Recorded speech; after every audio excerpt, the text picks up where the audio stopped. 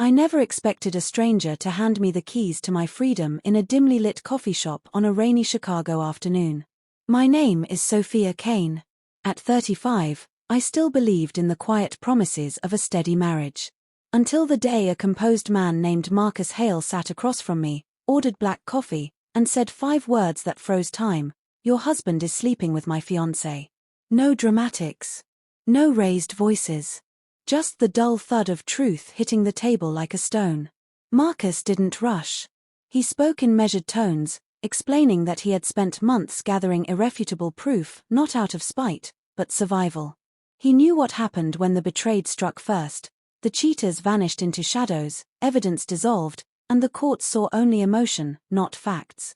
He placed a slim folder between us. If you file today, he said, they win by default.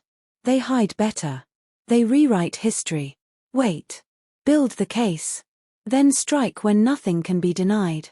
I stared at the folder. Inside were photos, my husband, Ryan Caldwell, laughing with a woman named Elena Voss at a rooftop bar, arms linked, then entering a downtown hotel together. Time-stamped. Dated. Undeniable. My stomach twisted, but I didn't cry. I felt the cold clarity of someone finally seeing the full picture after months of blurred edges. Ryan and I had been married 8 years. He managed supply chain logistics for a growing firm, long hours, frequent travel, always the reliable one. I worked as a freelance editor from our Lincoln Park condo, surrounded by books and the soft hum of the city outside. Our life was comfortable, predictable. Sunday farmers markets, shared Netflix nights, the occasional weekend hike. No fireworks, but no storms either. Or so I thought. The shift was subtle at first. Ryan started dressing sharper, new tailored jackets, cologne I'd never smelled before. His phone became a constant companion, always screen down. Texts came at odd hours. He'd glance, smile faintly, then lock it away. Work stuff, he'd say, and I'd nod, pushing down the unease. Weekends changed too. Gym sessions stretched longer. He'd return energized, humming, skin flushed in a way that had nothing to do with weights. When I asked about a faint perfume on his collar, he laughed it off, must be from the crowded elevator. I started noticing absences. His car gone from the office lot when he claimed overtime. A weekend conference in Milwaukee that left no hotel receipt trail. I didn't spy. I simply observed.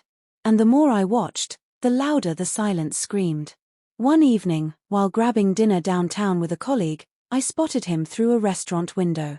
Ryan and a brunette in a green scarf, heads close, hands touching across the table. The look on his face, open, alive, was one he hadn't worn at home in over a year. I walked away before he saw me. That night, I lay beside him listening to his steady breathing and understood, the house wasn't peaceful. It was hollow. I consulted a lawyer in secret. She was blunt. Suspicion isn't leverage. Emotion isn't evidence. Illinois is no fault, but fault still matters for alimony, assets, credibility. Get proof.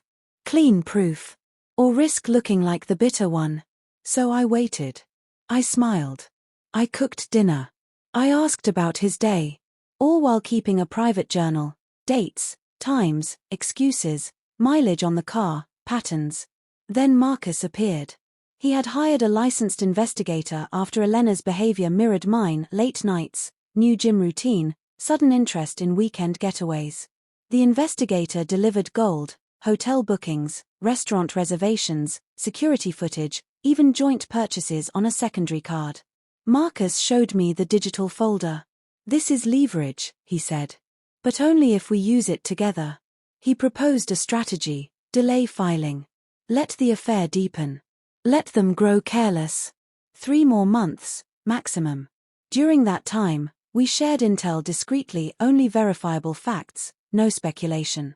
He offered me something unexpected, a prepaid retainer for my own investigator if I needed extra eyes. Not payment. Partnership. We're not buying revenge, he said.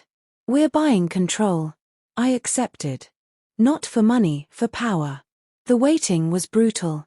I maintained the facade perfectly. Ryan grew bolder, mentioning needing space during the week, hinting at an apartment closer to the office. I encouraged it calmly. Behind the scenes, Marcus confirmed Elena had signed the same lease. Their cars appeared together overnight. Utility bills matched. Patterns solidified into proof. We synchronized everything. 2 sets of attorneys.